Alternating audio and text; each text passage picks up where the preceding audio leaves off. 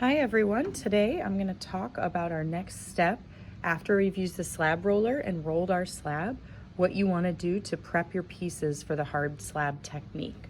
So I have my slab here.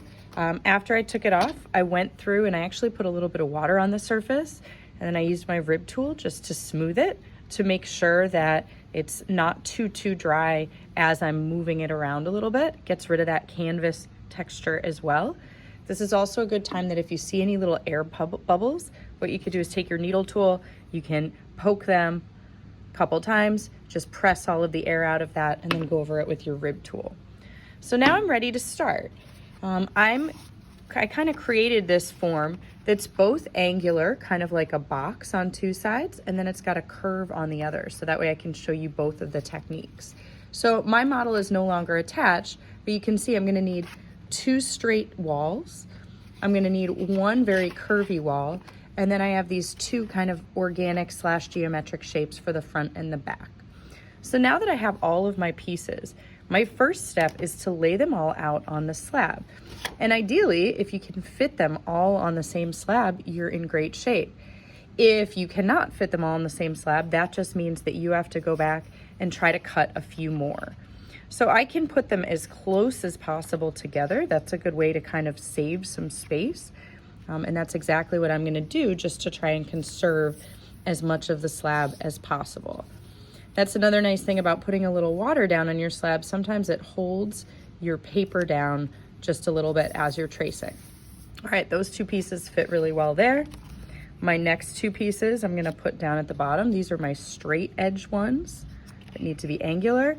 And then I have, it looks like just enough space for my super long one. So maybe just slightly off, but I think that will work. So I'm just gonna set up my other two. Now, once you've laid them out on, we're not gonna cut these out today if you need them to be angular. And the reason for that is if you cut them out while they're really soft, what will end up happening is that they will distort because the clay is so soft. So instead, I'm just going to put my ruler over the edges of my model. You don't have to use a ruler if you did a nice job with your model. So I could just literally trace the edges of my cardboard here. But notice that I'm not cutting through. I'm trying to keep my lines on the surface so that I can come back when the clay is leather hard, and then you get more precision with your cuts, which is really what you want if you're making something boxier. Think about if you were woodworking, right? You need all of those angles to line up. Otherwise, you're gonna have gaps in the form that you're creating. All right, so I just made my top two. You can see I even used one line in between them. Totally works. Now my long one, which will be my wavy wall, I'm gonna trace. And feel free, you can number the parts if it helps too, like F for front, B for back. You're just drawing lightly on the surface. And then lastly, I'm gonna trace my two harder ones. Now from here, if this was just a boxy slab, I would take this entire slab, wrap it lightly in plastic, and then I would wait until it gets leather hard. But since I have this wavy wall, I have to do something a little different from this. These and these I want to get leather hard.